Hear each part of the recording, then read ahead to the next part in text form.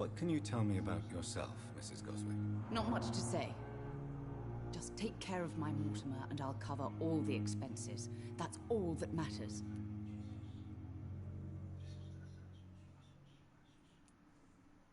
Are you really that rich?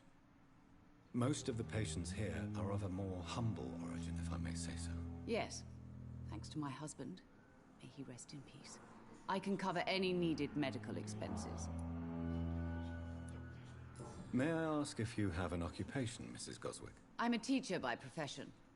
I teach young women who are more ambitious about their futures than their families. What do you think of your reception here? Any complaints? I have had the uttermost reservations about this hospital since we arrived. But we had no other choice, considering the state of emergency. Is there something in particular that's bothering you? Some of the staff were not especially welcoming. I suspect they're not accustomed to dealing with patients of such social standing. Tell me more about your arrival at the Pembroke Hospital. What gave you such a bad first impression? The ambulance driver was quite rude, for a start.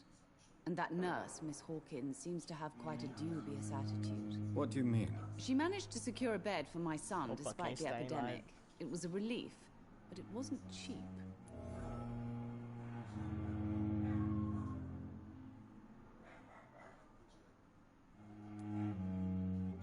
She charged you for a bed? Yes, and I paid without question, considering the urgency of the situation. I share your concern, Mrs. Goswick. Be sure that I'll talk to the people involved. I don't expect compensation, Dr. Reed. But I'm aware such behavior would not be tolerated in other hospitals.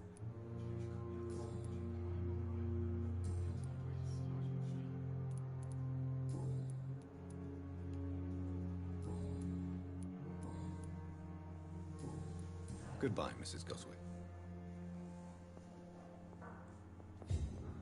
Good evening, sir. Doctor.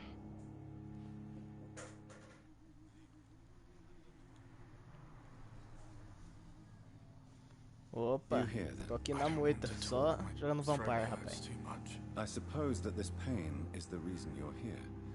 Is someone taking care of you? Yes. And no. Could you at least tell me your name, sir? Mortimer. Mortimer Goswick.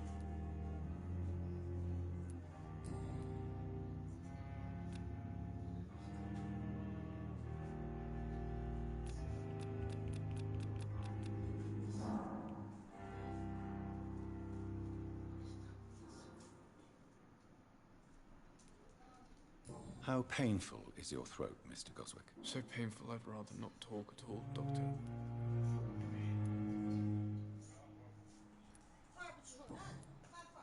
Why did your mother have you hospitalized here?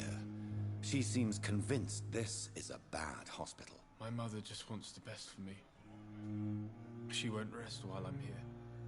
She'd go all the way to hell and back to help me.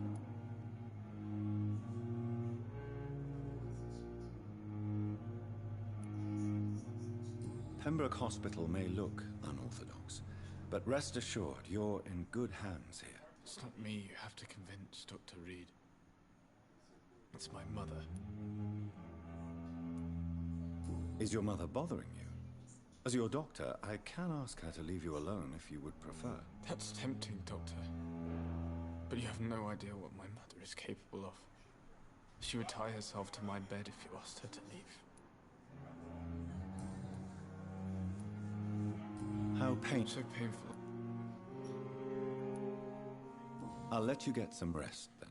Good evening, sir. Good evening, Mr. Goswick. I'm okay.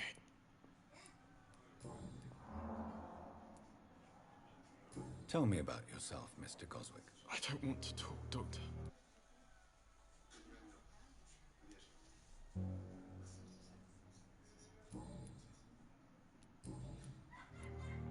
How painful. So painful I'd rather not. I'm sure you realize a doctor and his patient have to communicate, sir. Would it help if I gave you some paper and a pen? Not really. I see.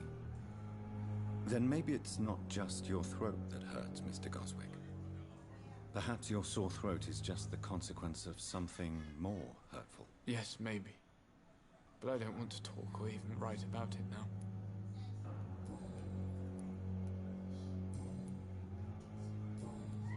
I have to go now, sir. But don't hesitate to contact me if you need any help. I'm alright. Don't waste your time with me.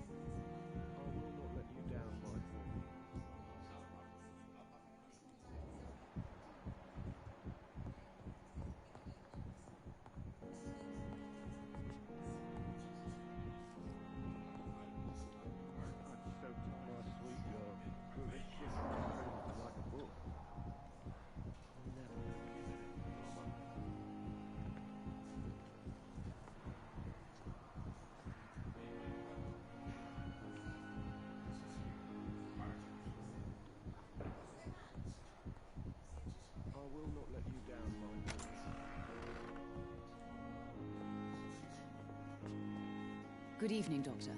How is my son doing?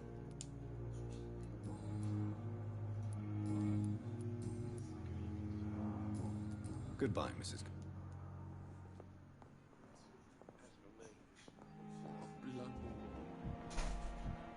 This hospital seems to be falling apart. But in the circumstances, I'm willing to give you the benefit of the doubt. Good evening, sir. I'm Dr. Reed. May I help you? I don't know if a third opinion is needed. Your colleagues are already arguing about my condition. I see. Would you mind telling me more about your situation? I'm Harvey Fiddick. All I want is to get me bloody arm fixed properly.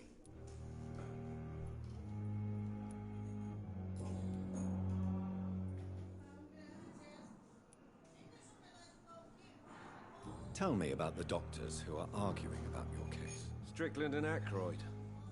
They both want the best for me, but there's a lot of pride there. Doctors are no different from carpenters, it seems. What do you mean? I often had professional arguments with rivals on a building site. Difference is, I disagreed about wooden nails, not flesh and bones.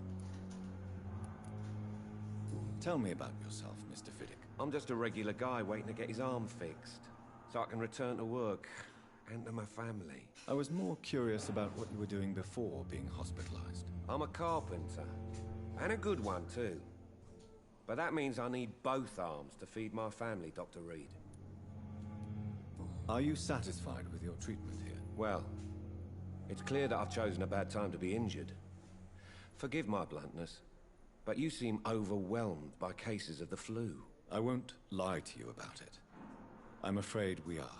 Are you sure you don't want to operate yourself, Dr. Reed? I have the feeling you're very capable. And your colleagues seem to think so too. In other circumstances, you would be right. But for now, I don't think I can take on the responsibility. My apologies.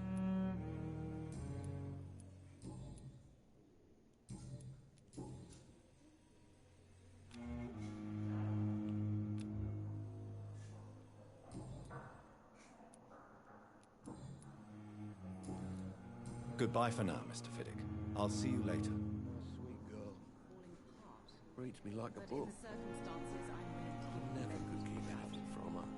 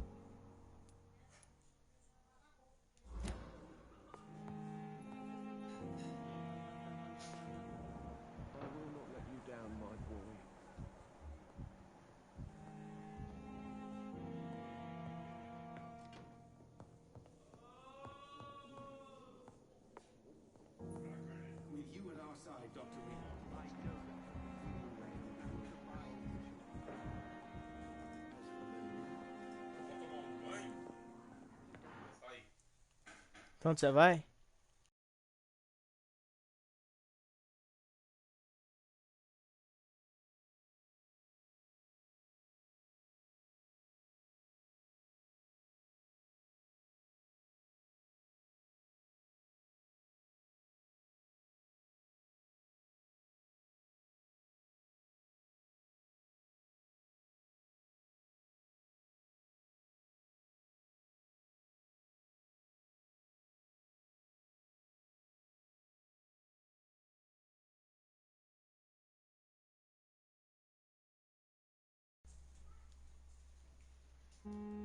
Good evening, sir.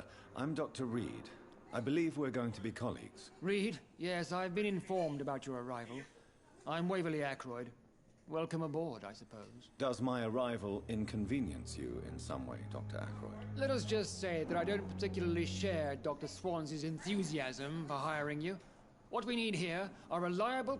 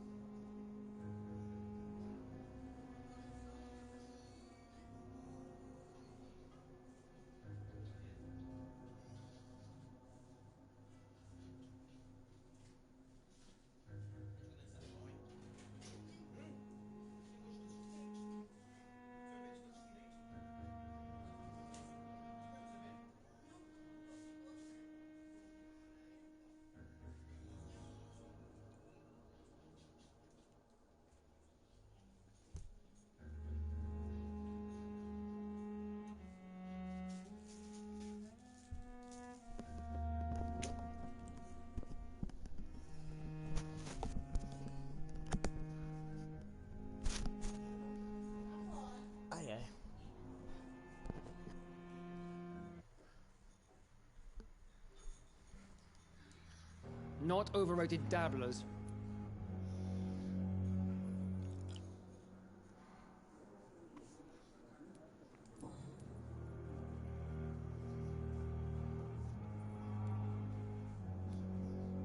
Since your tenure in this hospital is longer than mine, perhaps you can tell me more about this place. Let's just say I'm tired of the carelessness around me. I have always respected the skills of Dr. Swansea, but over time his enthusiasm has become displaced. Carelessness? Exactly what are you talking about? We're here to save lives. The people who trust us are not volunteering for experimentation. They're here to be healed. I don't intend to run any radical experiments, Doctor. Even if I, as any good practitioner should, express an interest in pushing the boundaries of medical research. Modern medical methods were created through audacity and ego. But there are rules in our line of work, and they're here to protect our patients.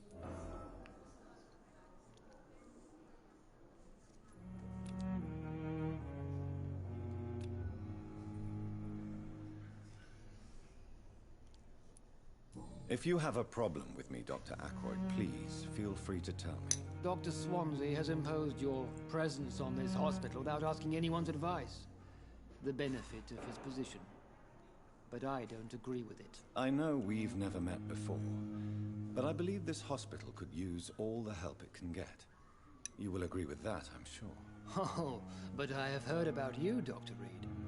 Of course, you can't say the same about me, since I have not wasted my time courting the press.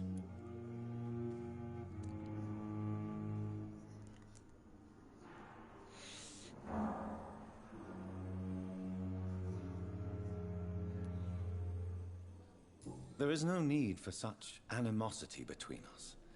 Don't you think the epidemic is already enough to deal with? That is one point we could agree on. And that is precisely why I want to be sure that you will be of help to this hospital instead of a burden.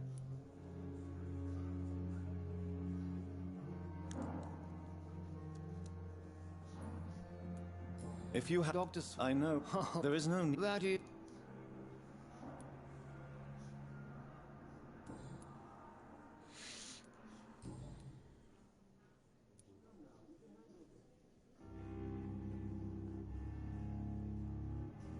I don't know what you've heard about me, but I have already proved my value as a practitioner. I don't question your skills, Dr. Reed, but your motive. Is it money, fame, or are you truly dedicated? And what exactly is that supposed to mean? I served in the war just like you. But unlike you, I did not use the wounded to play the modern sorcerer. Be careful what you insinuate, Dr. Ackroyd. I only want you to admit you used those men to improve your theories.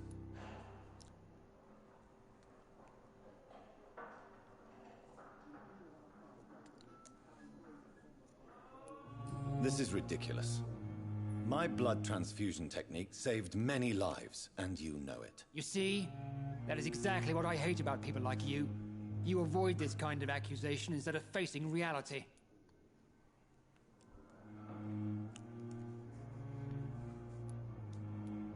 It seems you have bad memories of your military service. I refuse to see this industrial slaughter as scientific progress. War only reveals the worst in men. We can at least agree on something, Dr. Ackroyd. Ah, doidinho. Pra tirar o sangue doido, hein? É da minha lista, parceiro. Thank you for your time. We'll talk later. Até mais tarde. Se não bobear, vou levar você direto pro caixão, rapaz.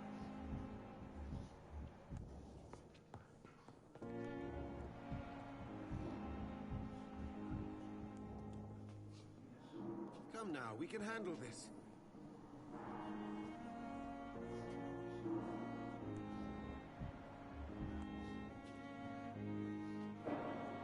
Good evening, Doctor. I believe we're going to be working together. Dr. Reed. Dr. Swansea informed us of your arrival, but I could not dare to believe we'd have such good fortune. Such an honor, sir. Thank you. And you are? I am Thoreau Strickland, Dr. Thoreau Strickland. I'm a great admirer of your work, Dr. Reed.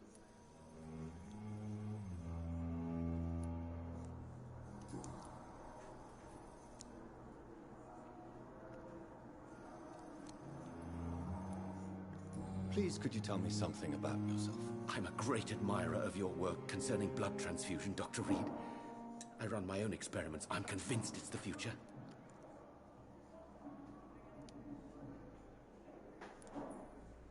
What made you choose to be a doctor? I'm not ashamed to admit you and your work have inspired me. I am honored to have the opportunity to work by your side.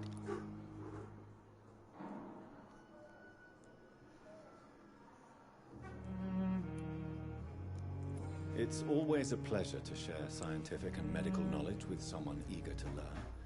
I'll be glad to help you if I can. This epidemic may be the century's most terrible disaster, but I'm convinced that we, as doctors, are the only ones able to defeat it.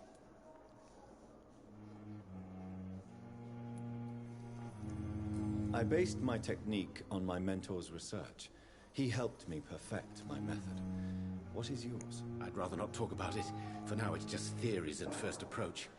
My process is purely experimental and unsuccessful. As long as you're cautious and methodical, you may remain empty-handed, but you won't fail. You're not the first one to warn me, but I am convinced knowledge is the main weapon against the ravages of this epidemic.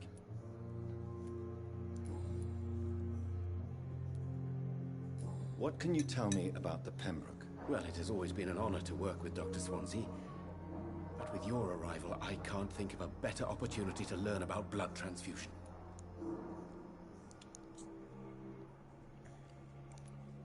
You seem quite optimistic. It's a rare and precious attitude in these difficult times. I'm convinced that this epidemic is a test of endurance and dedication for us men of science. Questions remain about our capacity to resolve the situation. True. Last summer, during the first wave of the epidemic, I used to joke with Milton about the extra work. We're not smiling now.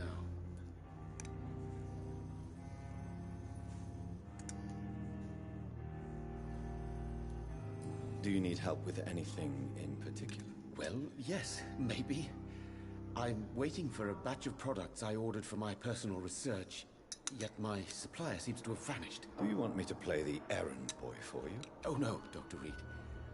But if you went personally to his shop, what with your reputation and all, he wouldn't dare to refuse the products I need. I see. Well, give me the address, for I may pass by if I have time.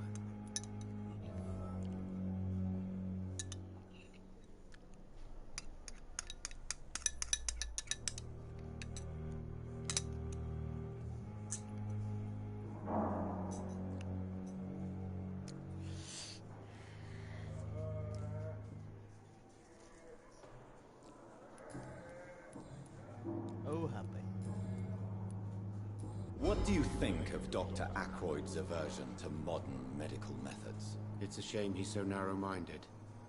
Dr. Swansea taught me that science is about exploring uncharted territory. I'm convinced that's true. With the influenza and all that's going on, you should put your differences aside, don't you think? Why is it so difficult to work together? I believe that if Dr. Ackroyd had been the one to discover the transfusion process, he would be the first to recommend its use. So you believe it's just a question of jealousy and pride? Dr. Ackroyd is as proud as he is blinded by his obsolete concept of medical science.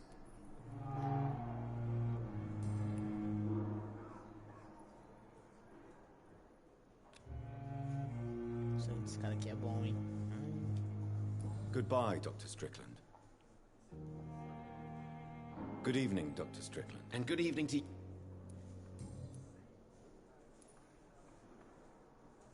Tell me more about your willingness to experiment with new medical techniques. Harvey Fiddick is a patient suffering from a severe injury that could cripple him if not treated correctly. I'm convinced your blood transfusion technique could help him. What is it you really want? To save him? Or to prove your point? Fair question. I want nothing but to save my patient, Dr. Reed. Especially since I know Mr. Fiddick's story.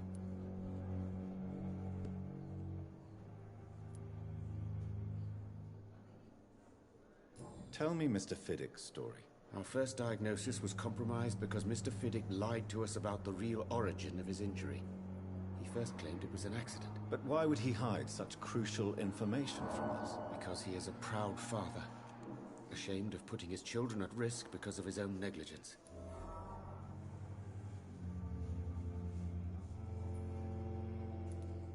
This personal involvement could also appear to be a lack of impartiality. You must know that a good surgeon must remain neutral. I agree. But that does not excuse Dr. Aykroyd's behavior. A man who did not even take time to converse with his patient. Do you think keeping his distance was a mistake?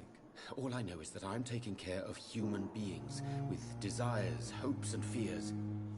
Not some biological machine comprised of blood, bones, and flesh.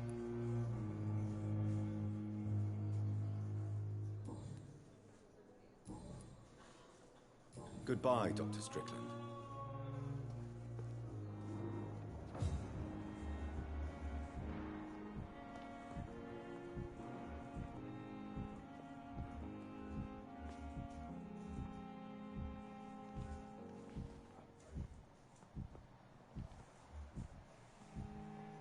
I will not let you down, my boy. I'm so tired. Good evening, Mr. Fiddick. Good evening, Dr. Reed.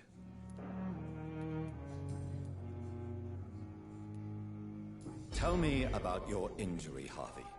Why do you feel so guilty about it? My wife died because of me. And now I may lose everything because I've been careless enough to hurt myself. What an arsehole.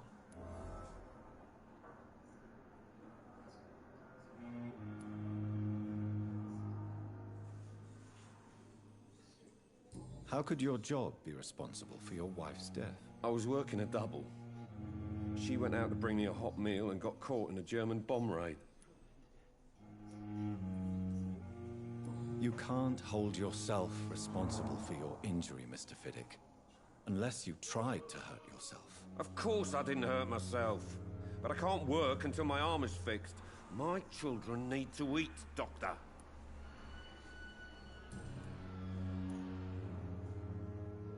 Tell me more about the death of your wife, Harvey. 1915. I was in the army. Building workshops for the Royal Flying Corps. Helen was happy I wasn't sent to the front. What happened? The Germans sent Zeppelins to bomb the construction site, but they missed their target. My wife was bringing my dinner when the bombs fell.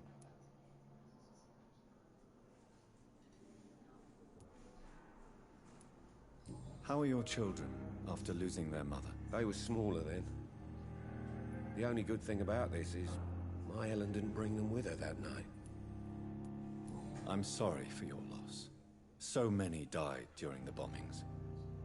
I served in France and witnessed the carnage there. I would like to say that she didn't suffer. Truth is, I have no idea. I just know that I'm all that me kids have. Poor little bleeders.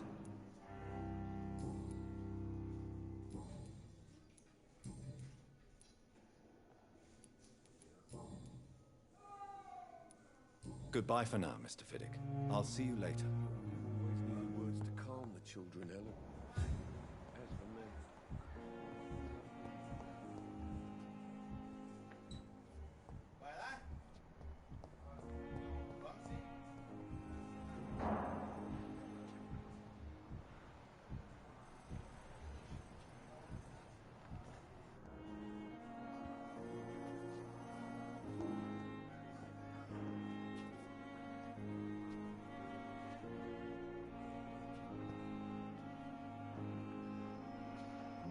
Ele chegou forte, quem...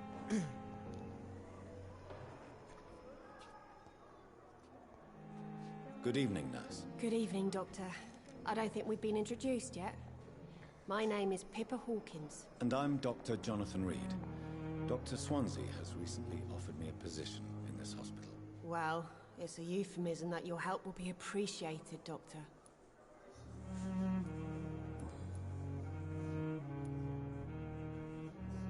How would you describe the situation at the Pembroke Hospital? It's serious.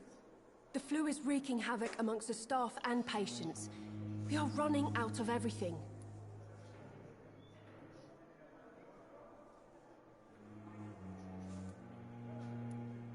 You must get a hold of yourself, nurse. Sorry, I'm exhausted. No one has any idea when this epidemic will be over. Nurse Hawkins, the Spanish flu won't last forever. Even the Black Plague didn't kill everyone. I wish I could believe you. But what if this epidemic was worse? What if in the end, nobody was spared?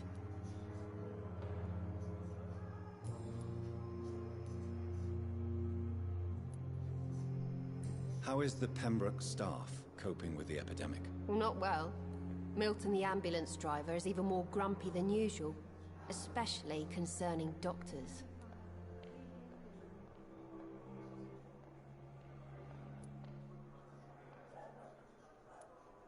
Why is Milton grumpy on a daily basis?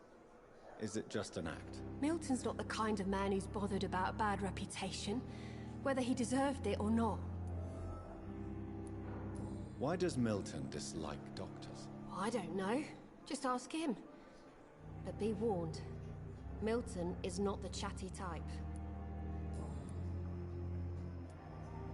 How long have you been a nurse? Or long enough to see that the epidemic is winning. And no matter how qualified you are, don't tell me you'll change that.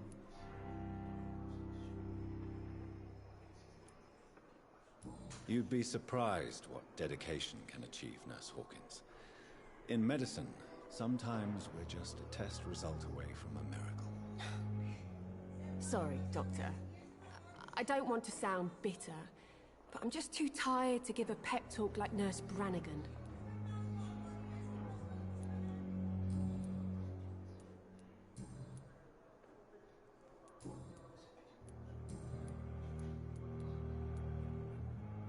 How long? Or long enough. You'd be Goodbye, Nurse Hawkins.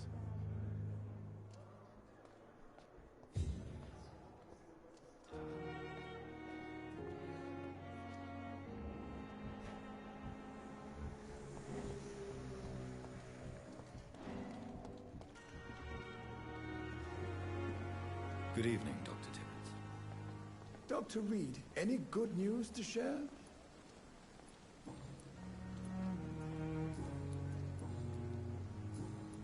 Goodbye, Dr. Tippett.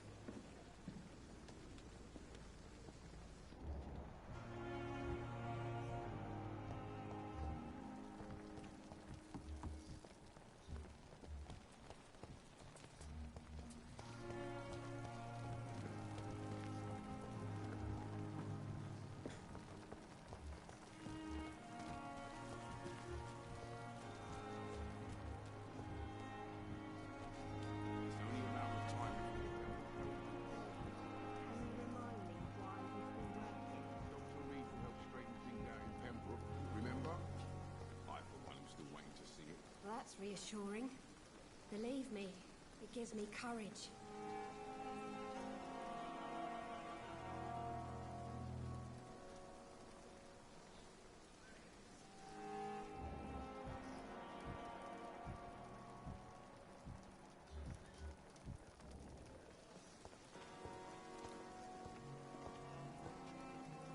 Good evening, Milton. Good evening, Doctor. Still trying to save lives?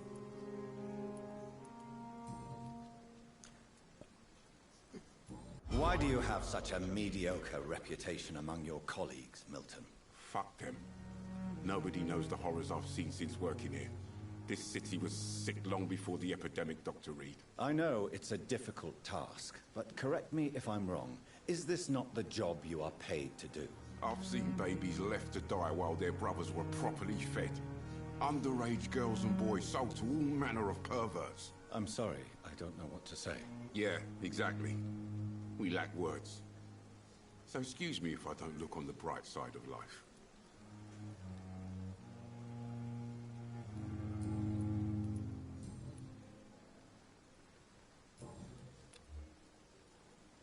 Goodbye, Milton.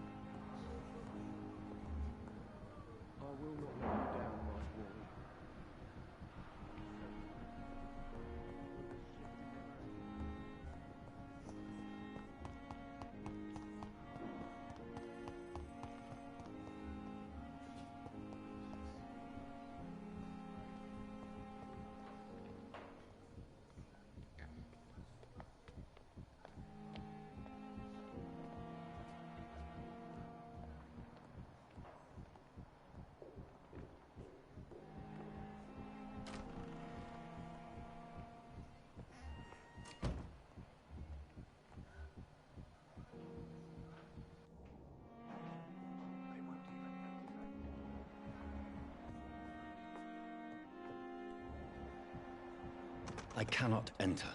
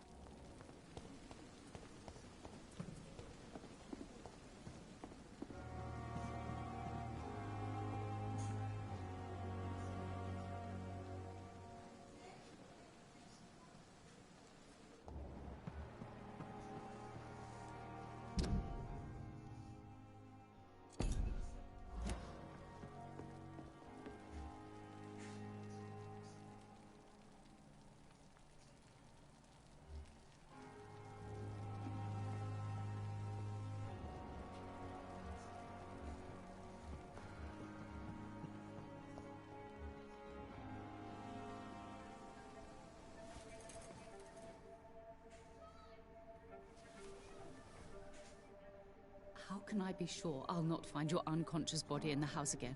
I promise you, you'll not find my unconscious body. For God's sake, how can you say such a thing? How can you refuse to listen? I tried to warn you for so long. No, I won't let my only son die. You promised me you'll stay alive. Your son lied to you, like the whole world lies to us.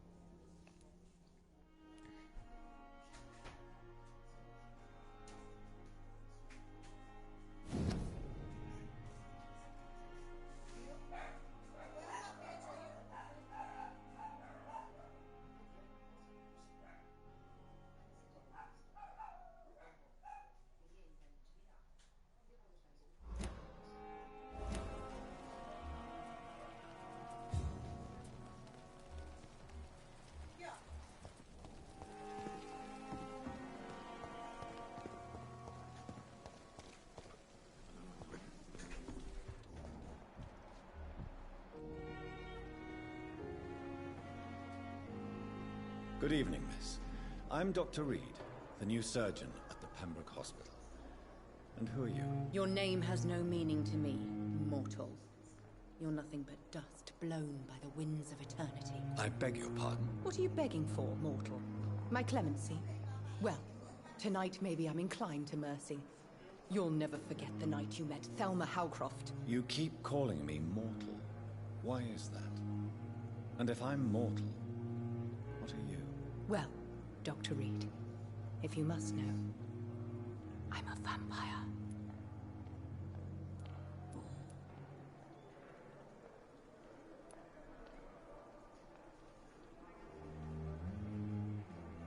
I'm assuming you must be a patient here. Am I right, Miss Howcroft? It's only a cover. To hide from my enemies. I can leave whenever I want. As a woman, a spirit, fog, or bat. Who are these enemies you mentioned? Can you describe them? I cannot say for sure. But I sense their eyes on me from nearby. I feel them watching me every time I visit the garden near the morgue.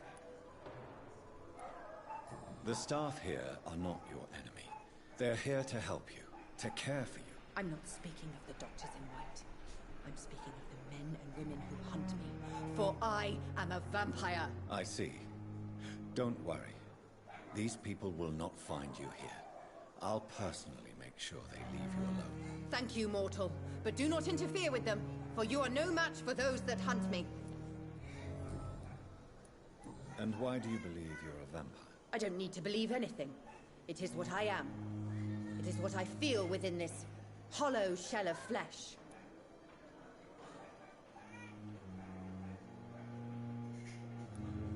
Please, describe to me how you feel. What is it like to be a vampire? I can hear my body crumble from the inside as my flesh cracks and fades. I sense the last pulse of postulant blood within my drying veins. I need new blood. I see. Have you ever heard of Cotard's syndrome, Miss Howcroft? Never. It's a mental illness discovered by a French neurologist named Jules Cotard. The affected patients are delusional. They believe that they are putrefying, that they are dead, a ghost or a ghoul, or in your case, a vampire. Delusional, you say? Oh, sad and petty mortal. You can't even begin to understand the concept of immortality. And you think it is I who am delusional. Bem, acho que ele entende muito bem, já que ele é um vampiro, né? Who are you really, Miss Howcroft? I mean, apart from being a vampire. Is that not enough for you, puny mortal? What do you require? Proof of my powers? I'm curious to know who you were before becoming a vampire. It was such a long time ago, I don't remember. Centuries of unholy life can have strange effects on one's minds, you see? I'll leave you, Mistress of the Dark, to your nocturnal activities. Ela tá bem saudável corporalmente, né? Mas eu duvido que seja vampiro. Já que eu sou vampiro, né?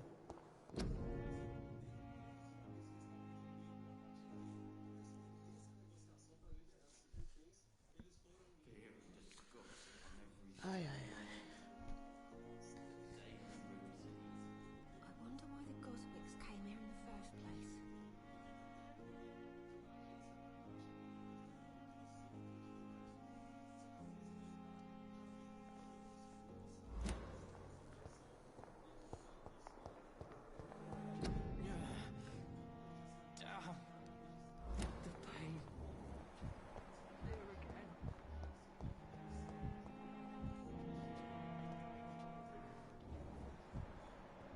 Time has lost its effect on me. The suffering continues.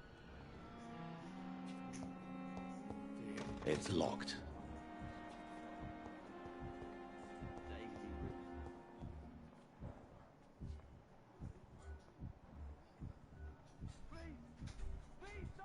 I wonder what your last thoughts would be, sir.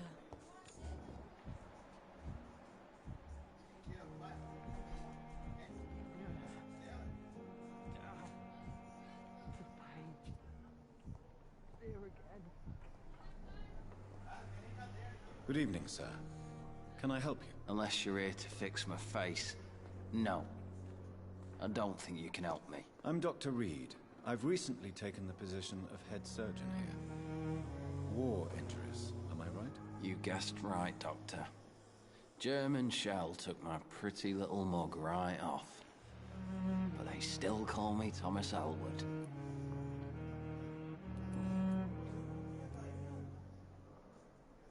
How is your stay with us, Mr. Elwood? Oh, it's bliss. I just escaped death in the trenches to be surrounded again by the moans of the dying. Can I ask you precisely why you're a patient here? It's the pain, sir. The drugs don't work. It just hurts under the scars, if you get my drift.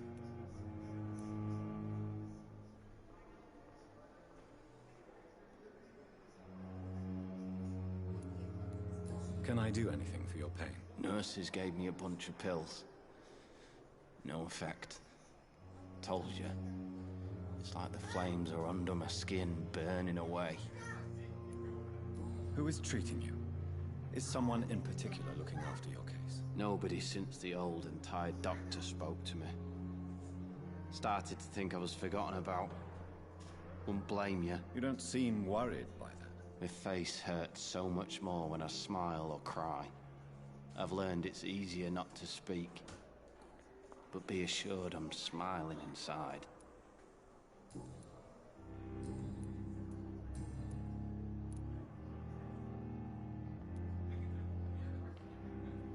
Where were you stationed, sir? Did you serve for long? I really don't want to talk about all this shit. No offense. I was pushing too much. I served in France myself. I just wanted to know what happened to you. You were an officer, weren't you? Then I doubt we fought the same war, sir. No offense.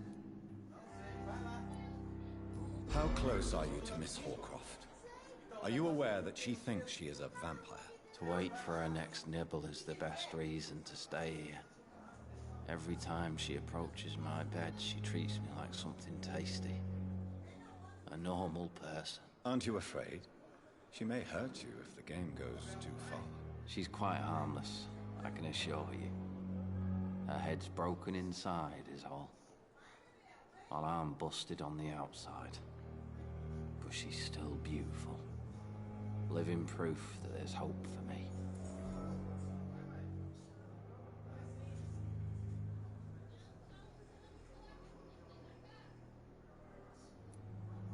So do you let her bite you?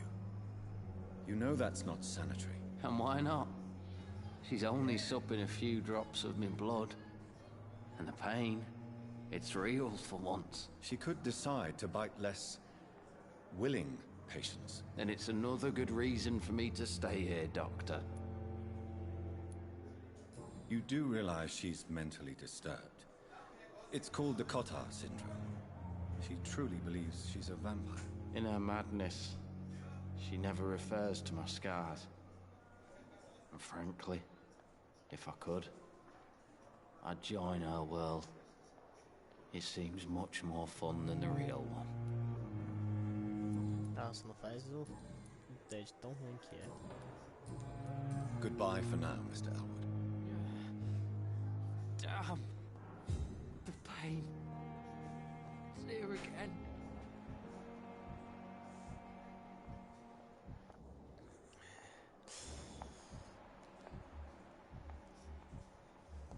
Bater papo com esse. Good evening, Mr. Hampton. How do you feel? Dr. Reed, is it? Oh, sir, I must apologize for my behavior. What do you mean? I was not myself in the factory. Fear and exhaustion made me say awful things to you, I'm afraid. You remained perfectly nice and polite. A little delirious, perhaps. But who wouldn't be after enduring an abduction? Thank you, Doctor. That's a relief. Now all I need to do is rest and return to my flock.